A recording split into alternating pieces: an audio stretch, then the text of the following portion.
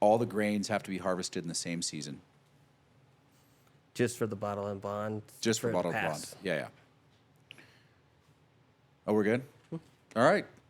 1792 bottled and bond. I got this because it's coming back into our market. And if it's coming back into our market, it's coming back into a lot of markets. Yeah, I saw a bottle similar to this. So the red band is the small batch, which is always around here. Yeah, I haven't seen this in like 18 months around here.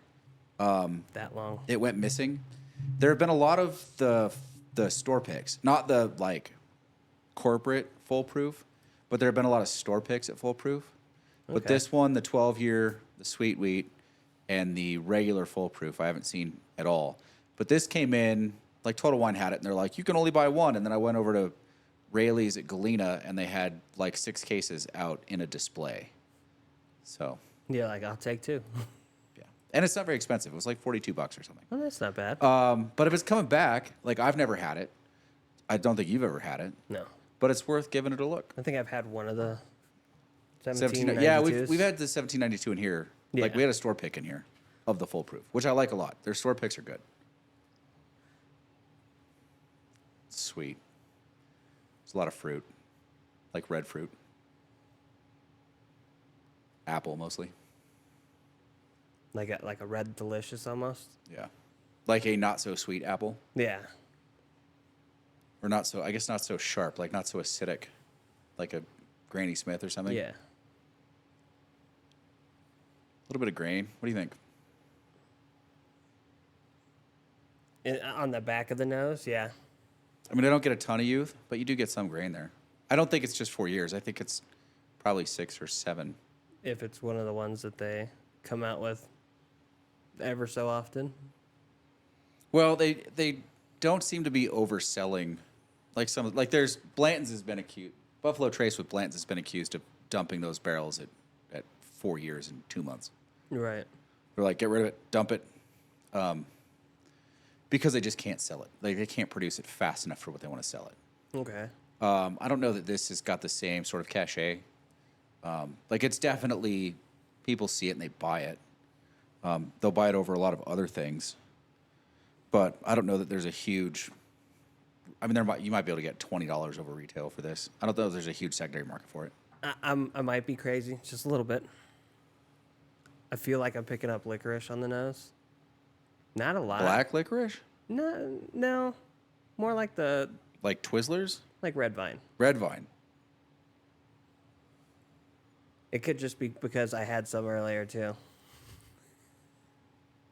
No, I mean I get other red fruit. There might be some cherry in there, just a little bit. Not like Ludens, but Right. I mean I could see it being like red licorice. I certainly don't get black. All right. Oh, there's some good spice in that on the palate, though. There is over the palate. Yeah.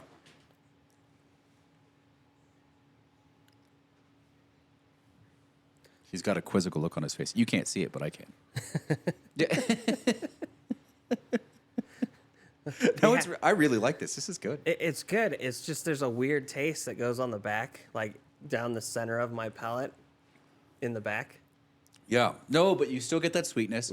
That sort of like muted, like not entirely sweet, not just straight sweet, but you get the sweetness up front, and then it just bleeds into this like nice spice on the back. It's like a. What kind of spice would you say? I think it's more on the. Where's my paper?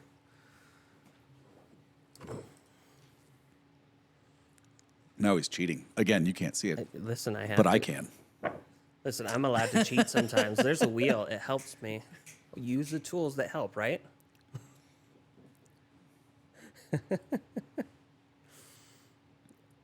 I feel like there's pepper on that.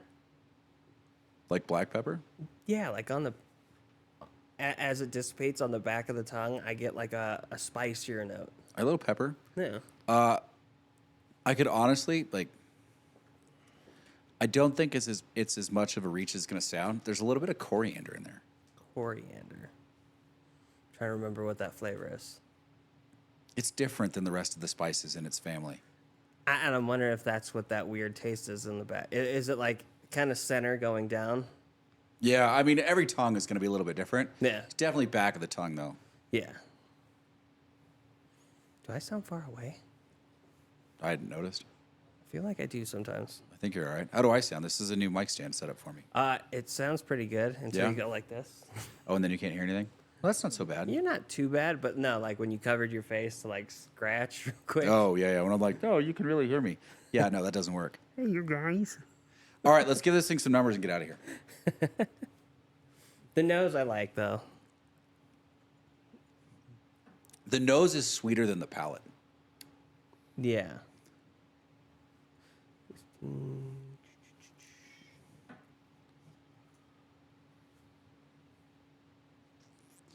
I think the only place that's really going to hurt for me is viscosity. Because it doesn't stay around long enough. No, it's not the finish. It's just not quite heavy enough for the flavors that it's presenting. It could be a little bit more viscous, and I think that's a proof thing. If it Okay. was, I don't know if it's I mean, if they either non-chill filtered it or bumped the proof up 10 points, which is why I like the full proof so much, it would be perfect. We're going to give it that. All right, finish. Let's see what we got in the finish.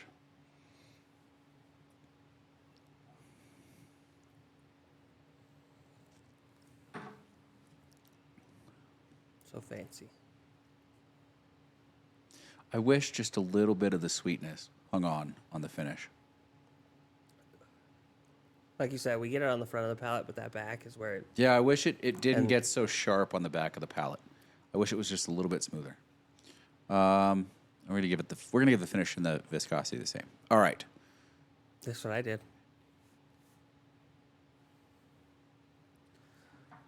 Ready for some numbers? All right. 16 on the nose, 40 on the palate, 11 for viscosity, 11 for finish. I believe it's a 78. I gave it a 76. Is that you blowing up over there? Is Casey? Oh, It's about time. yeah. But I gave it a 16 for the nose, a 40 for the palate, Okay. a 10 and a 10 for the finish and the viscosity. Okay, so we're right. We're pretty close. Put me at 76, so that puts us about 77. Listen, right now in this market, for a $42 bottle to be scoring a 78 in our scoring system is pretty good. That is true. I mean, we've had some $100 bottles that didn't get to 78. Yeah, because I think because we expect more out of them usually. And I'm wondering if that is what.